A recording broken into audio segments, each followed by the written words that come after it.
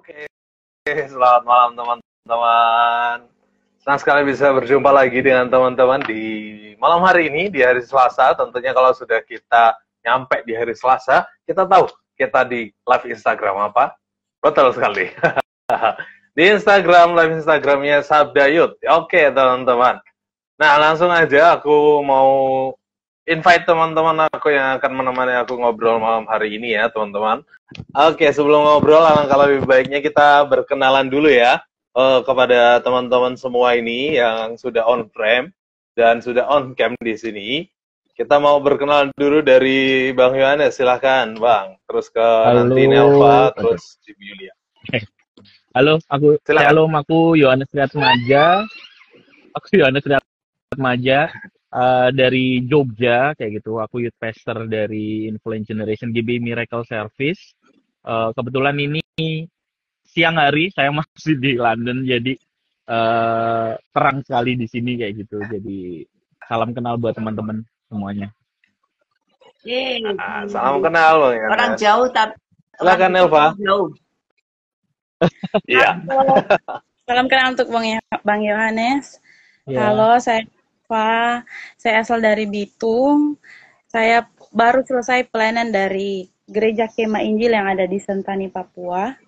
Sekarang mengikuti suami di Gemis, Gereja Masih Injili Sangir Talaut.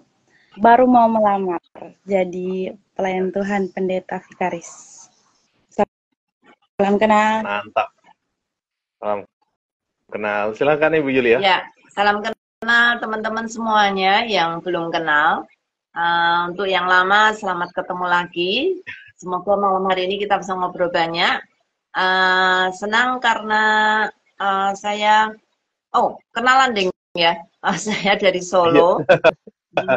Saya pelayanan di Sabda. Saya bergereja di Gereja Abdi Sabda. Ya. Nice, salam kenal. Halo teman-teman, kenalkan sekali lagi aku Ray yang hampir setiap Selasa pasti ada. Ya, asal dari Kediri ya. Salam kenal teman-teman semuanya. Oke, nah karena kita sudah kenalan masing-masing, aku juga mau mengajak teman-teman kenalan dengan acara Sabda Youth itu sendiri. Karena mungkin ada teman-teman yang baru pertama kali hadir dan bertanya-tanya sebenarnya acara apa ini. Jadi Sabda Youth adalah acara live Instagram dari Yayasan Lembaga Sabda dengan mengangkat topik atau membahas topik-topik yang kekinian, yang relate dengan anak muda, atau bahkan yang jarang diangkat di kalangan anak muda. Karena sesuai dengan visi kami sendiri, yaitu mempersiapkan anak-anak muda untuk menjalankan panggilan Allah bagi generasinya. Itu sekilas tentang kami, tentang Sabda Youth teman-teman. Kiranya teman-teman dapat enjoy dengan live Instagram ini dan dapat menikmati obrolan kita sepanjang acara ini nanti ya. Dan teman-teman sekali lagi silahkan juga ikut ngobrol ya. Bukan hanya kami aja, tapi teman-teman sangat diharapkan untuk ikutan ngobrol dengan memberikan komentar, memberi pertanyaan atau apapun di kolom komentar. Silahkan banget. Oke teman-teman, jangan lupa juga bagikan live ini supaya makin banyak juga yang hadir menemani kita ngobrol-ngobrol malam hari ini. Oke, langsung aja kita mulai ngobrolnya teman-teman, tapi sebelumnya kita berdoa terlebih dahulu. Nelva boleh berdoa? Mari kita berdoa. Terima kasih Tuhan Yesus, kami mengucap syukur untuk setiap penyertaan Tuhan, bahkan kesempatan ini. Kami percaya bahwa semua dalam rancangan dan maksud Tuhan. Ketika Tuhan juga memilih kami malam hari ini, bahkan membahas satu topik ini, kami percaya semua ini berasal daripada Tuhan.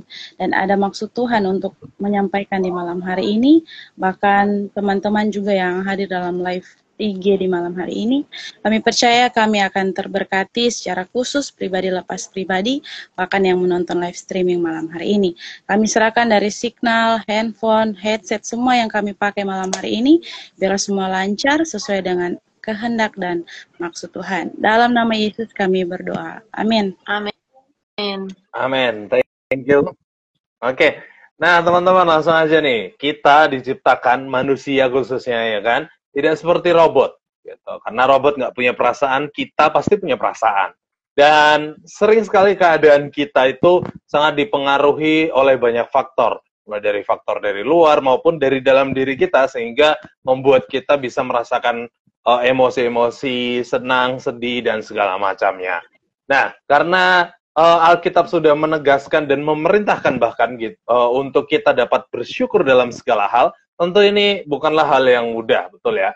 Teman-teman pasti sepakat karena tadi kita dipengaruhi banyak faktor, bisa aja kita lagi sedih, kita lagi susah dan segala macamnya, tapi firman Tuhan berkata bersyukur dalam segala hal.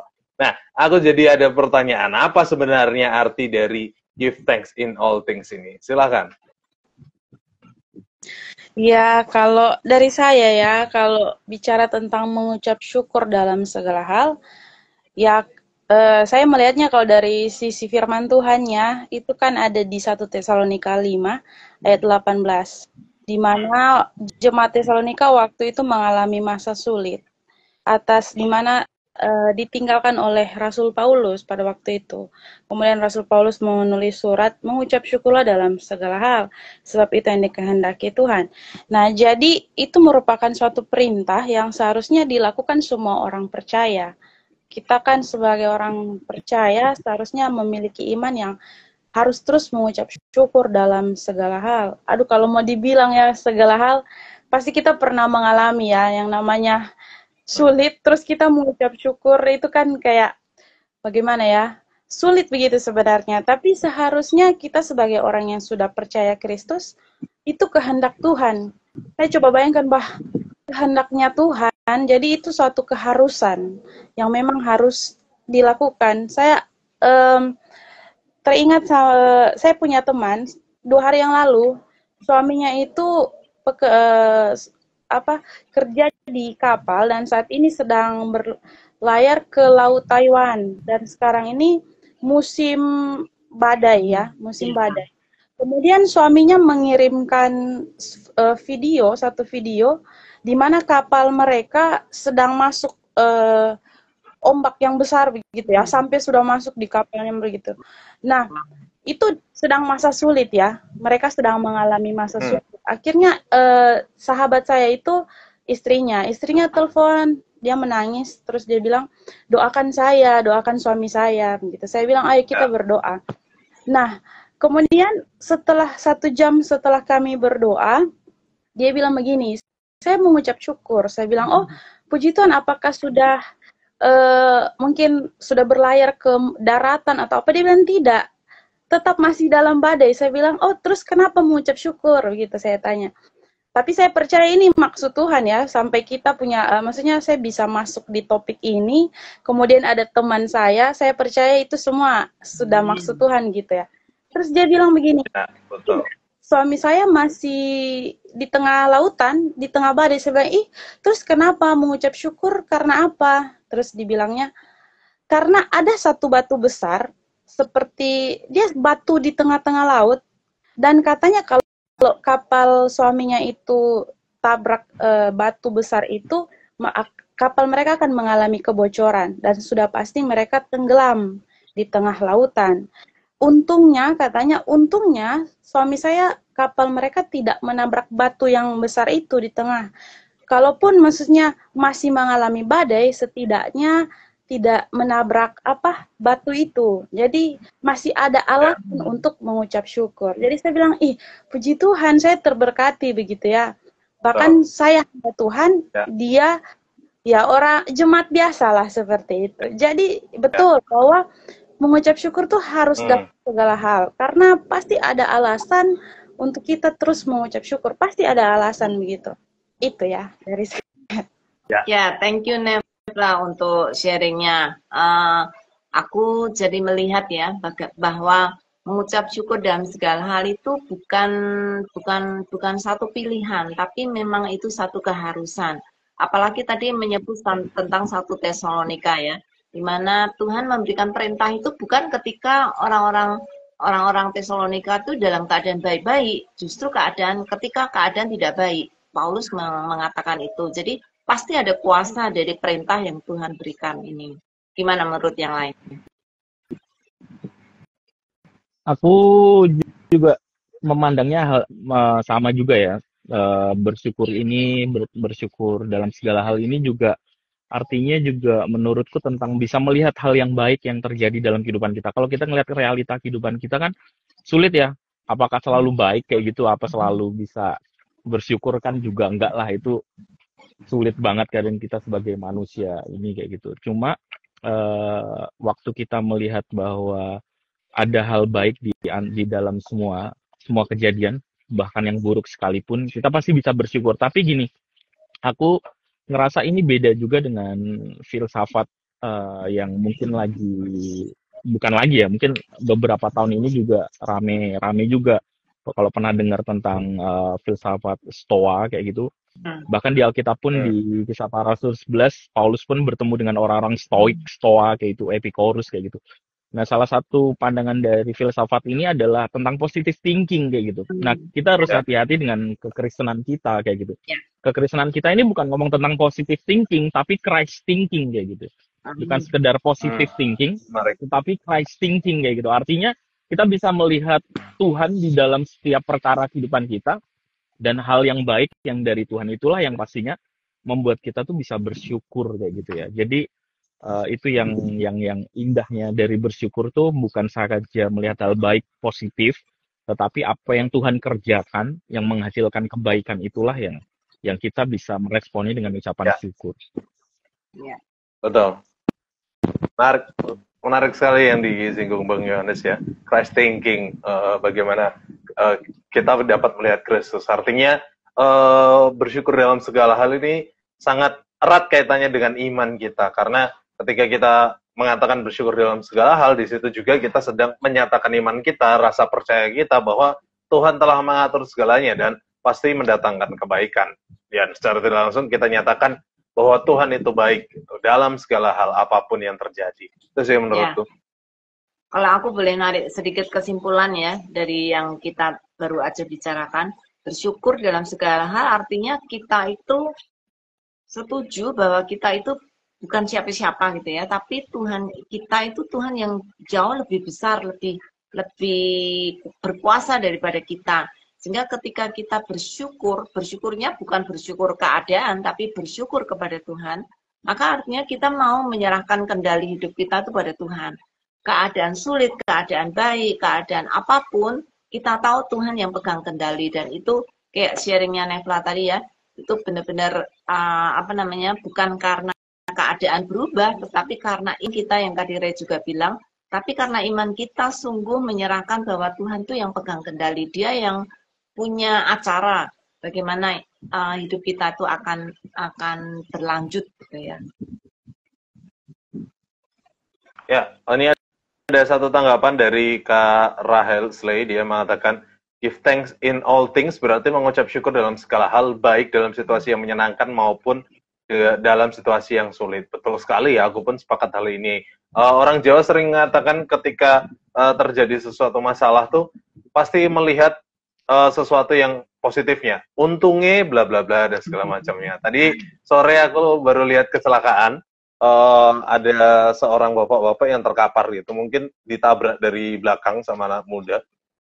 Tapi puji Tuhan nggak tahu bersyukurnya, walaupun bukan aku yang kecelakaan dan bukan keluargaku, tapi bapak itu bisa gerak gitu, meskipun ada beberapa yang terluka dan keluar darahnya, tapi bisa bergerak dan bisa minggir ke pinggir jalan terlebih dahulu. Nah, biasanya orang Jawa pasti akan bilang, untungnya Ci iso obah, atau untungnya nggak ada truk di belakangnya. Pasti ada untung-untungnya. Nah, aku jadi ingat lagu yang viral, untungnya dunia masih berputar ya gitu. Kalau kita melihat sesuatu masih bisa Tuhan kendalikan, kita masih beruntung dan kita harus syukuri hal itu sih. Nah, gitu. Menarik tadi apa yang Ray bilang ya. Aku mau tanya nih Mas Yohanes yang tadi bilang bersyukur dalam segala hal itu beda dengan positive thinking. Bisa nggak Mas Yohanes jelaskan lebih jauh lagi, karena ini bisa miring ke kanan atau bisa miring ke kiri gitu ya? Ya, kalau aku sih gini ya, positive thinking tuh kita sebagai manusia secara natural pasti bisa melakukan hal itu gitu. Artinya kita bisa punya alasan segala hal, kita bisa melihat hal yang positif gitu. Tetapi lalu apa bedanya dengan kekristenan gitu? Positive thinking ini kan bahkan ada ajaran-ajaran tertentu gitu yang jadi positive thinking kayak gitu. Lalu kekristenan bedanya apa? Nah, waktu kita ngelihat hal ini tentang Christ thinking, Maksud saya adalah kita bisa mengasosiasikan apa yang terjadi dalam kehidupan kita umat pilihan Tuhan, bahwa Allah bekerja di dalamnya. Nah, waktu kita bisa melihat hal itu bagi saya itu Christ thinking. Kan seperti dalam Ibrani 12, dalam pergumulan kita, misalnya dalam pergumulan kita kan diminta dalam pergumulan kita misalnya melawan dosa kayak gitu, kita tidak diminta di titik awal untuk melakukan hal ini, melakukan hal itu. Enggak. Tetapi yang diminta di dalam diri kita adalah memandang Kristus gitu, yang sudah Kristus lakukan kayak gitu. Bahkan dikatakan di dalam Ibrani 12 itu, pandang Kristus yang menyempurnakan iman kita, yang dia tidak lelah dan yang dia setia menanggung hukuman salib itu. Kita aja melakukan segala sesuatu itu belum sampai berdarah seperti Kristus. Nah, kita diminta untuk memandang dulu apa yang Kristus lakukan, apa yang Kristus pikirkan. Waktu kita sadar akan hal itu bagi saya itu perbedaannya. Kalau orang luar, orang masuk pada umumnya ya positif gitu. Segala satu bisa, misalnya ditolak sama cewek gitu, aku bisa dapat yang, berarti kalau ditolak satu aku bisa dapat 1000 kayak gitu. Apakah kekristenan gitu? Kan enggak juga kayak gitu. Artinya waktu kita ditolak, apa yang Tuhan sedang kerjakan dalam hati kita, gitu. Apa yang Tuhan sedang kerjakan dalam perjalanan kehidupan kita. Nah, waktu kita menemukan itu bagi saya Christ thinking. Artinya kedaulatan Tuhan terjadi. Ya. Suara Mas Yohanes agak sedikit ngilang-ngilang loh. Mungkin agak dideketin. Iya, jadi dari penjelasan Bang Yohanes tadi kan ada bedanya positive thinking sama mengucap syukur. Bagaimana orang yang awam, yang tidak mengenal Kristus, cara berpikir mereka tentang mengucap syukur kayak beda gitu ya. Tadi penjelasan. Nah, berarti kalau kita sebagai orang Kristen, orang percaya, kita sudah mengerti tentang mengucap syukur, sudah pasti ada dampaknya gitu ya. Dampaknya pasti besar gitu, karena itu kan adalah perintah Tuhan. Kata Ibu Yuli tadi, itu bukan opsi, itu bukan suatu pilihan. Jadi itu sudah pasti perintah yang harus dilakukan. Nah, kira-kira kalau kita lakukan itu dampaknya apa untuk kita? Ya, aku boleh jawab dulu ya. Yang jelas ketika kita mau melakukan perintah yang Tuhan inginkan, dampak yang paling besar adalah iman kita bertumbuh, karena kita mengucapkan itu bukan karena tadi positive thinking ya, tetapi karena kita beriman kepada Tuhan yang memegang kendali. Sehingga ketika aku menjalankan itu bukan karena pikiranku, tetapi karena imanku. Aku percaya Tuhan pasti punya punya acara gitu ya. Pasti Tuhan punya maksud dalam semua yang sedang terjadi, baik itu hal yang baik atau yang buruk. Dan aku mengucap syukur karena Tuhan yang pegang kendali.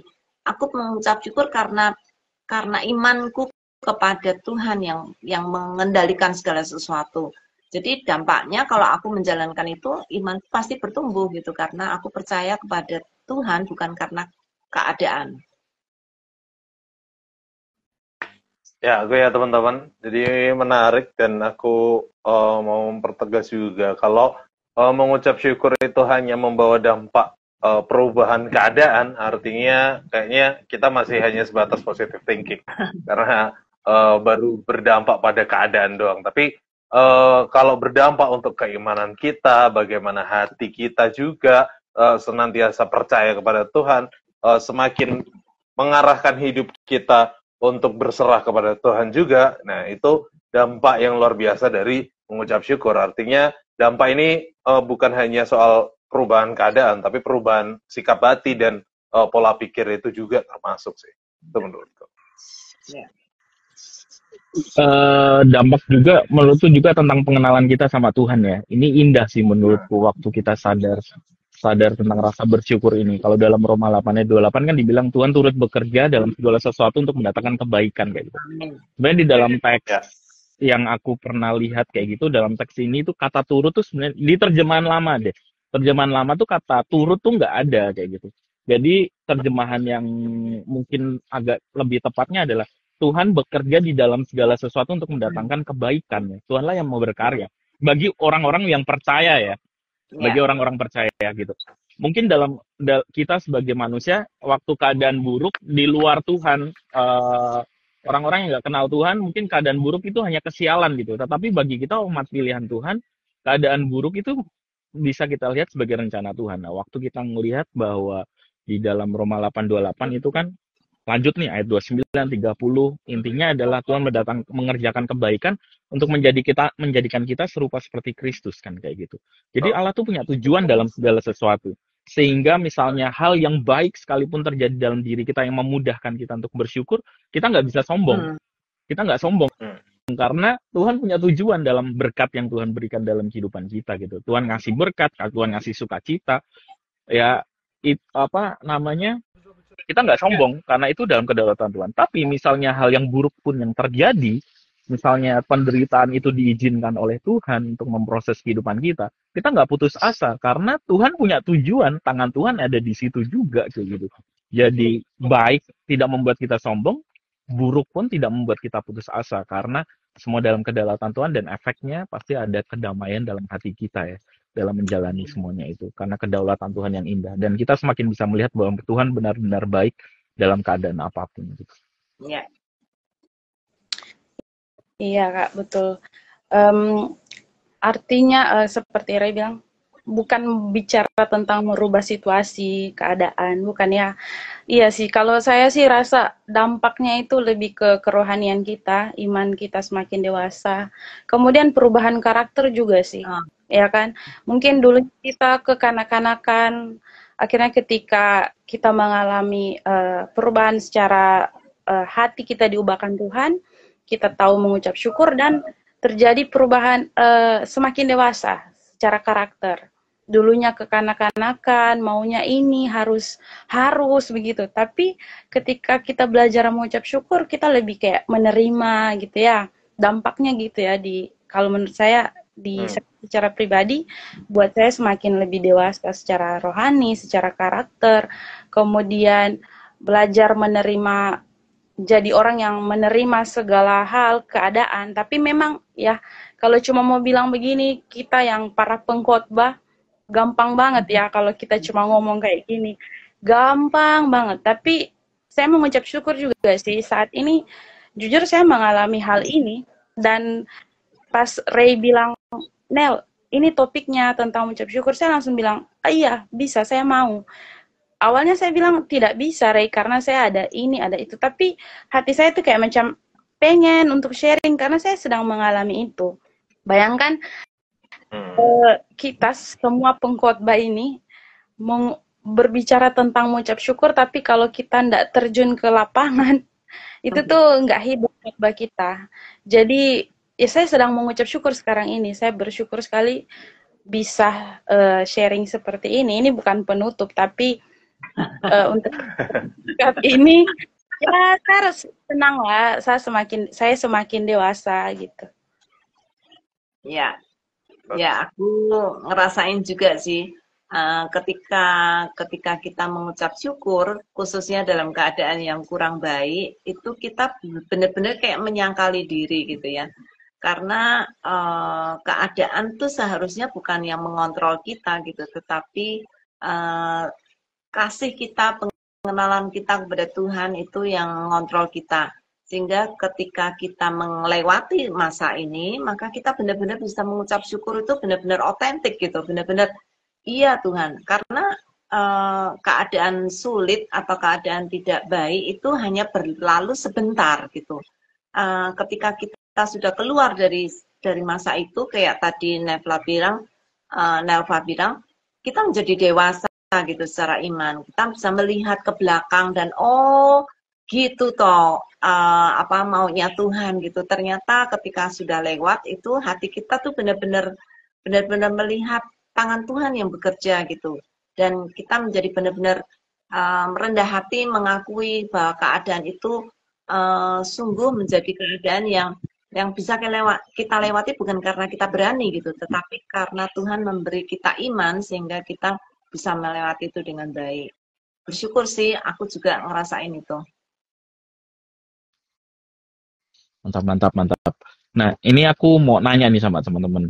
Kita ini kan sebagai manusia yang udah jatuh dalam dosa, hati kita ini kan natur hati kita ini kan sebenarnya sulit untuk melihat apa yang Tuhan kerjakan kayak gitu. Nah, waktu kita ada di topik kayak gini, sikap hati kita dalam proses ini tuh seperti apa sih teman-teman? Sikap hati yang kayak gimana sih yang harusnya terjadi dalam diri kita atau yang harus kita lakukan atau persepsi hati kita gimana sih bagi teman-teman dalam hal bersyukur ini kayak gitu? Ya, oke. Gimana hati kita ya, hati yang bersyukur tentunya, karena kita mau belajar bersyukur, itu berangkat dari hati juga. Gitu. Karena bagiku, hati masih menjadi pusat kehidupan ya secara esensial. Walaupun banyak orang yang mengatakan pusatnya jantung atau pusatnya otak, kalau otaknya mati, mati juga kehidupan. Tapi bagiku secara prinsip hati tetap menjadi pusat, karena di situ terjadi pergolakan sering sekali. Dalam artian kita mau melakukan hal yang baik, ke dalam hati kita punya firasat-firasat, harusnya aku melakukan ini, tapi pikiran kita lain dan segala macamnya. Jadi untuk bersyukur ya tetap hati yang bersyukur itu. Nah, tapi masalahnya jadi cenderungnya kita melakukan dosa, bukan melakukan ucapan syukur.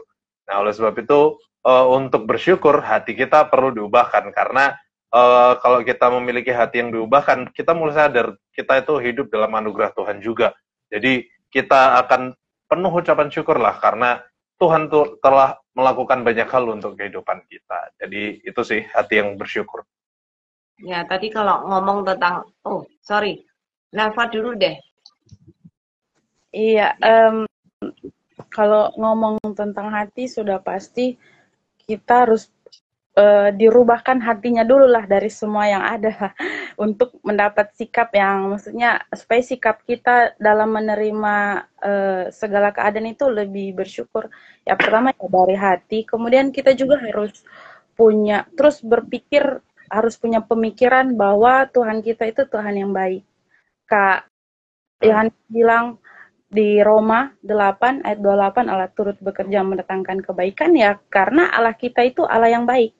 Jadi kita harus punya pemikiran bahwa karena Tuhan Yesus baik, pasti segala sesuatu yang Dia izinkan terjadi sudah pasti baik. Jadi ya kita akan lebih mengucap syukur kalau kita punya pemikiran seperti itu, karena hati kita terutama sudah diubahkan. Kemudian kalau yang kedua, menurut saya kita harus punya pemikiran juga bahwa kita harus membandingkan jikalau ada kemungkinan hal yang buruk terjadi. Contohnya, hari ini saya bersungut-sungut karena saya cuma punya nasi putih begitu ya. Nah, sikap yang harus kita ambil adalah kita harus membandingkan hal yang kemungkinan hal yang terburuk terjadi, seperti seandainya tidak ada nasi sama sekali, kita mau makan apa? Jadi ada ucapan syukur kalau misalnya kita membandingkan hal yang buruk terjadi. Ya, bersyukur kita masih bisa makan begitu ya, biarpun cuma nasi putih. Seandainya nggak ada nasi sama sekali, kita mau makan apa? Nah, terus yang ketiga, kalau menurut saya yang ketiga, kita harus melihat ke bawah, jangan ke atas. Artinya kita nggak boleh terus membandingkan kita dengan orang yang lebih dari kita. Nanti kita susah untuk mengucap syukur. Kita harus lihat yang di bawah. Artinya bukan memojokkan orang yang di bawah, tapi kalau kita lihat yang di bawah, yang mungkin hidupnya mungkin lebih melarat, kita pasti akan mengucap syukur. Mungkin saya mau sharing sedikit saja.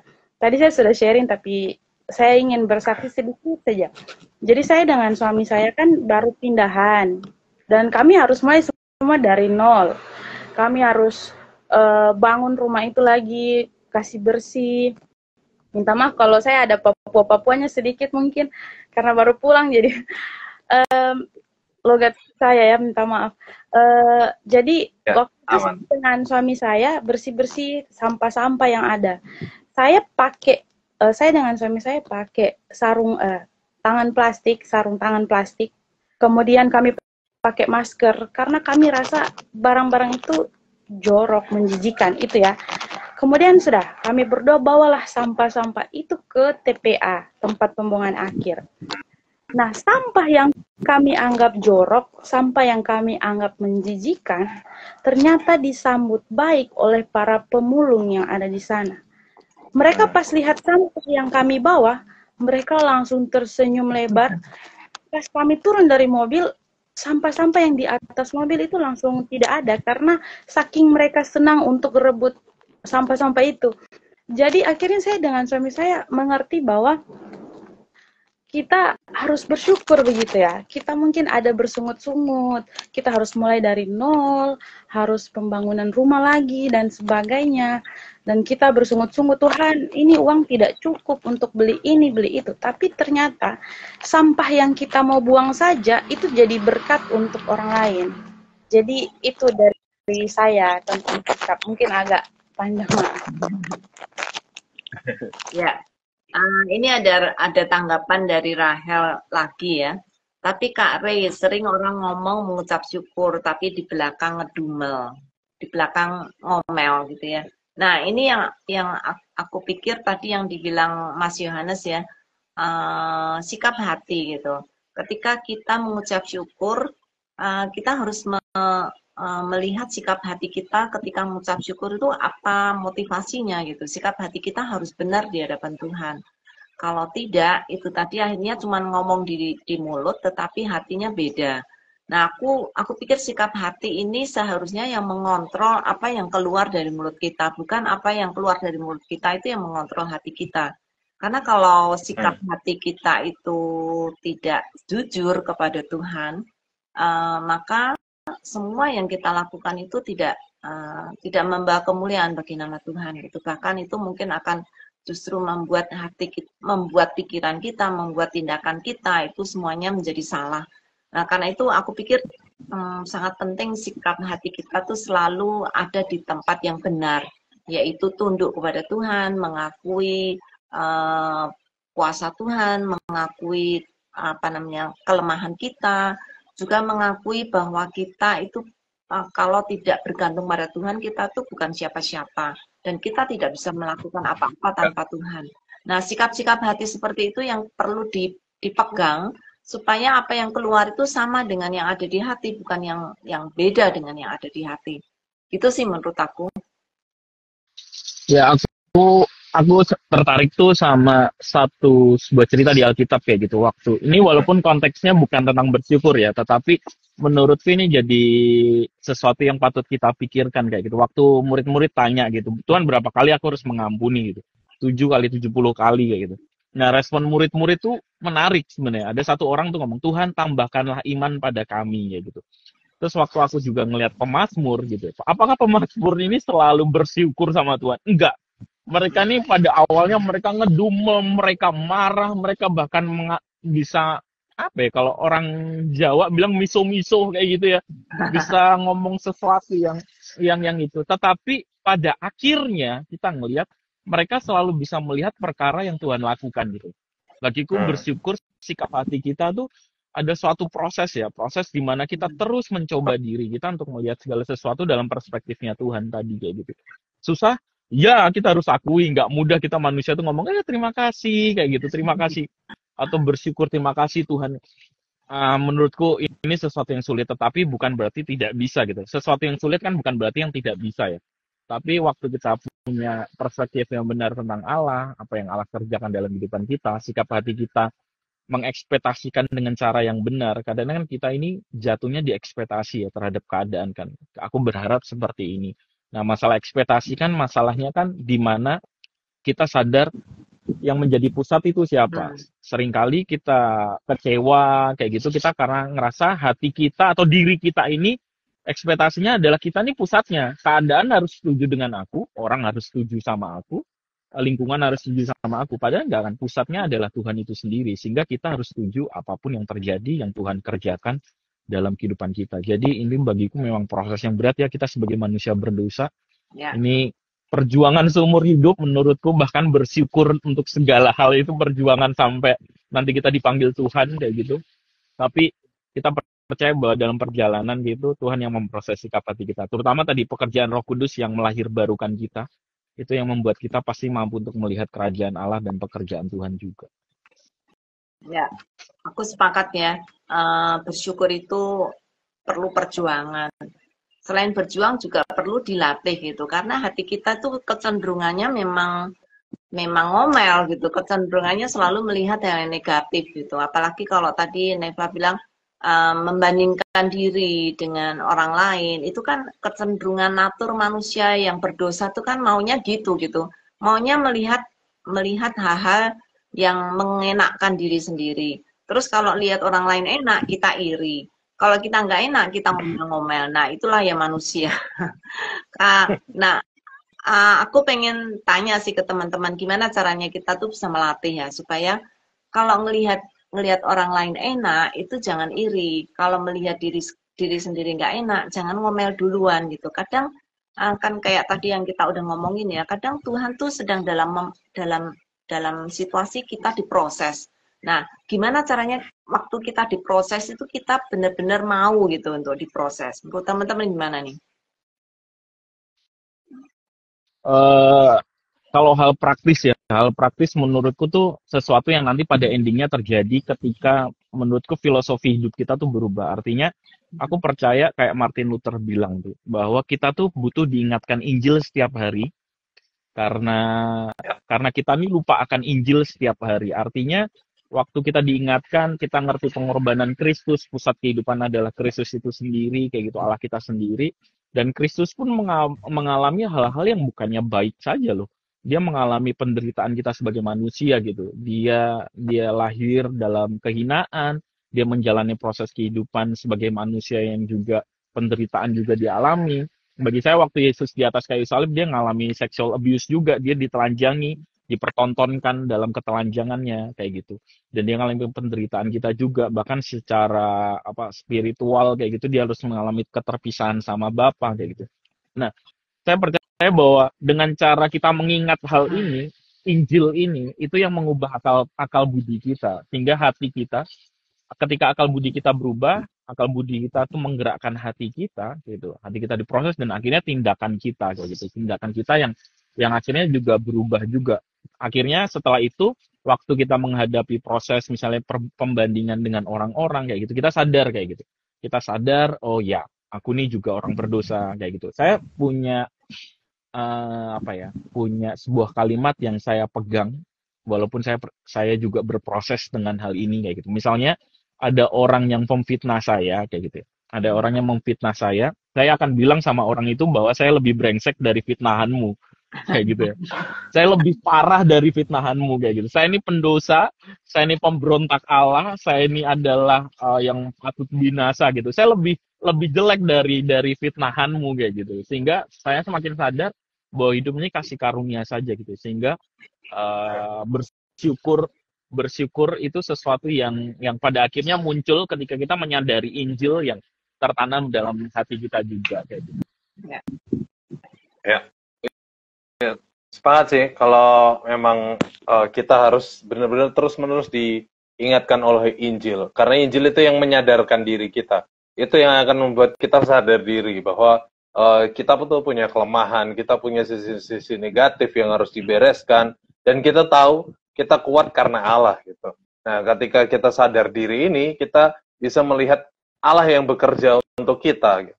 Dan kita tinggal ngikut aja padahal sebenarnya. Nah, latihan bersyukur bisa dilakukan seperti itu. Lebih praktis lagi ketika mungkin kita bangun pagi, coba cek hidung kita masih keluar nafas nggak. Kalau enggak, mungkin pilek gitu ya. Tapi kalau masih bernafas artinya kita masih punya satu alasan di pagi hari baru start mulai hidup. Itu kita sudah punya satu alasan untuk mengucap syukur. Jadi cobalah latih diri dengan hal-hal seperti itu gitu, teman-teman. Itu sih. Ya, thank you. Iya, Nah. perlu kesadaran ya, perlu kesadaran diri, kemudian kerendahan hati dengan cara kita datang sama Tuhan, kemudian mungkin kita bicara sharing. Ada waktunya saya juga suka sharing kalau sebelum tidur dengan cara diam, kemudian mengingat perbuatan-perbuatan Tuhan hari itu, apa ya hari ini sudah Tuhan kerjakan, sambil merenung, ingat semua yang terjadi hari ini dan mencari hikmahnya apa gitu ya.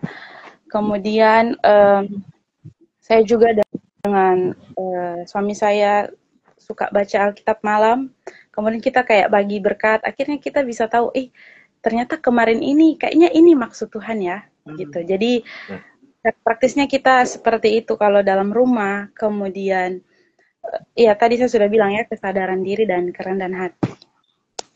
Ya, itu tadi aku jadi belajar beberapa hal. Tadi ingat Injil, ketika ingat Injil maka kita ingat kasih Tuhan. Ketika kita ingat kasih Tuhan maka kita akan melihat hidup kita itu sebagai satu anugerah. Tadi kayak Ray bilang ya, ketika kita masih bernafas itu artinya Tuhan masih memberi anugerah untuk kita hidup. Terus tadi kayak Nalva, kalau Tuhan masih contoh yang tadi yang sharing yang tadi diberikan ya, ketika kita melihat orang yang lebih menderita, kita juga bersyukur bahwa Tuhan masih memberi kita hidup untuk kita bisa melanjutkan hidup dengan baik. Ya, thank you banyak teman-teman. Aku jadi belajar banyak sih soal ini. Satu lagi yang aku rasakan juga ketika kita mungkin merasa ngomel. Aku pernah sih soalnya ngalami ketika ngomel gitu ya, maksudnya merasa enggak, aduh kok gini, kok situasi gini, kok enggak enak, enggak ini gitu ya. Aku jadi apa namanya terpikir untuk gimana kalau aku tidak mendapatkan apa yang aku inginkan gitu. Terus aku diajak teman gitu ya untuk pergi ke rumah sakit. Waktu itu aku mungkin masih mahasiswa ya. Diajak ke rumah sakit untuk pelayanan di rumah sakit. Ketika melihat rumah sakit, orang-orang yang sedang sakit, aku jadi malu dengan diri sendiri. Ngapain aku tadi ngomel banyak-banyak kayak gitu ya. Ada orang yang lebih sengsara daripada aku, mereka masih bisa mengucap syukur, kenapa aku tidak. Jadi melihat melayani orang lain itu juga menjadi salah satu cara untuk melatih diri untuk selalu bersyukur, karena ketika kita melayani maka kita bersyukur bahwa kita masih diberi kesempatan oleh Tuhan untuk melayani orang lain, bukan cuma dilayani tapi bahkan bisa melayani itu merupakan satu anugerah juga. Ya. Betul sih, sepakat dengan melihat orang lain, tapi mungkin aku sedikit berbeda gitu, karena bagiku mengucap syukur dalam segala hal ya segala hal artinya. Tapi ketika kita melihat orang lain untuk mengucap syukur, kedengaran kejam nggak sih teman-teman, kita mengucap syukur di atas penderitaan orang lain gitu. Tapi itu bagian dari proses belajar, tentu aku sadari, dan aku juga sering sekali diingatkan melalui orang lain. Nah, bagiku seperti itu. Tapi pada proses akhirnya kita harus terus berproses hingga kita mau bersyukur tanpa harus melihat siapapun gitu. Tapi melihat Tuhan yang terus berkarya. Dan menurutku sih itu puncak ucapan syukur yang terbaik sih. Ketika kita tahu Tuhan berkarya, udah titik gitu, tanpa melihat siapapun gitu. Tapi sekali lagi karena itu proses latihan dan proses kita belajar, ya it's okay, kita laksanakan untuk terus tetap meningkatkan diri kita. Itu sih. Ya. Bukan membela diri ya, tapi aku kadang lihat gini, Tuhan izinkan kita melihat orang yang lebih menderita supaya kita tuh sadar siapa kita gitu. Kenapa itu terlalu terlalu menuntut gitu ya. Padahal ada banyak orang yang kurang beruntung, mereka tuh punya sikap hati yang bersyukur, sedangkan kamu udah diberi segitu masih ngomel gitu ya. Itu sebenarnya bagi aku sih menemplak diri, artinya malu gitu ya. Kenapa aku yang sudah mendapatkan berkat lebih banyak tapi aku tidak punya hati yang bersyukur, itu benar-benar membuat hati hancur gitu ya, karena kesombongan. Aku pikir itu bermula dari rasa sombong, bahwa aku menuntut, aku harus dapat ini, aku harus situasiku harus lebih baik, aku harus lebih beruntung dan lain-lain. Itu kan satu sikap yang sombong gitu ya. Tetapi Tuhan sering tunjukkan justru kepada orang-orang yang sangat sederhana, bahkan orang yang sakit, bahkan orang yang di penjara, akhirnya menolong aku melihat betapa sombongnya aku dan betapa tidak bersyukurnya aku gitu. Ya.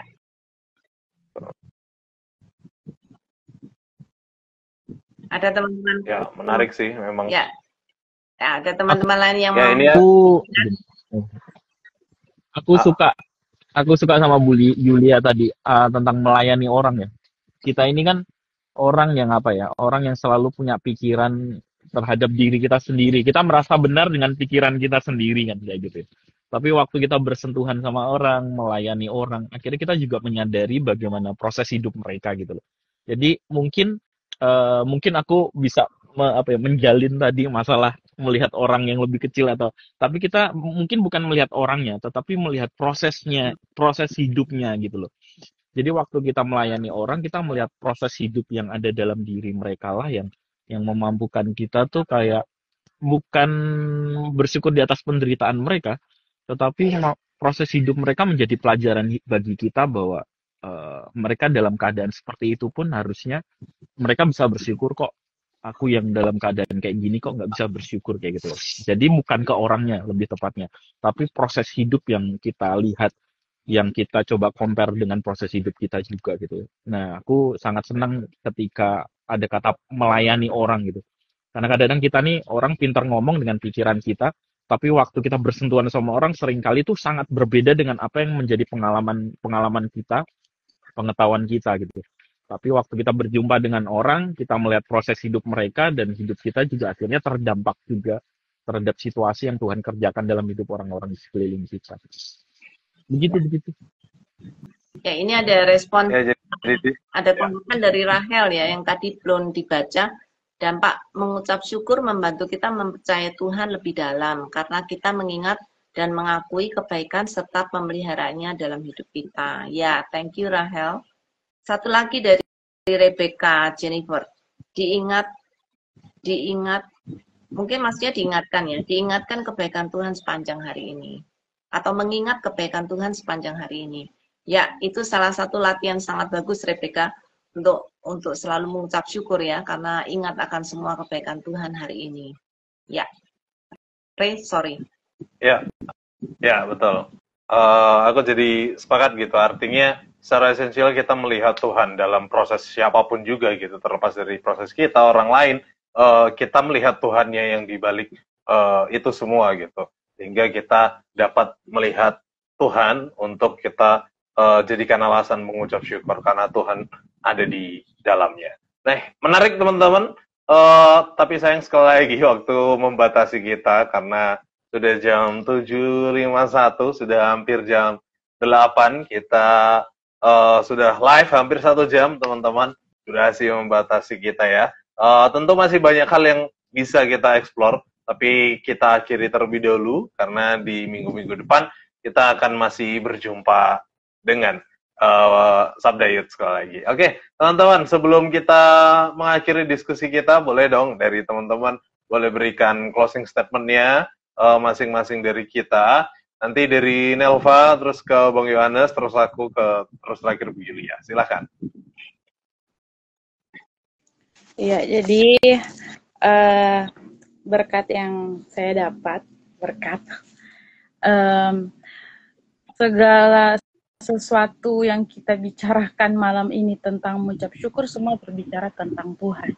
Jadi dampaknya itu sudah pasti tentang mengenal Tuhan, bahkan kita bisa mengucap syukur pun karena Tuhan.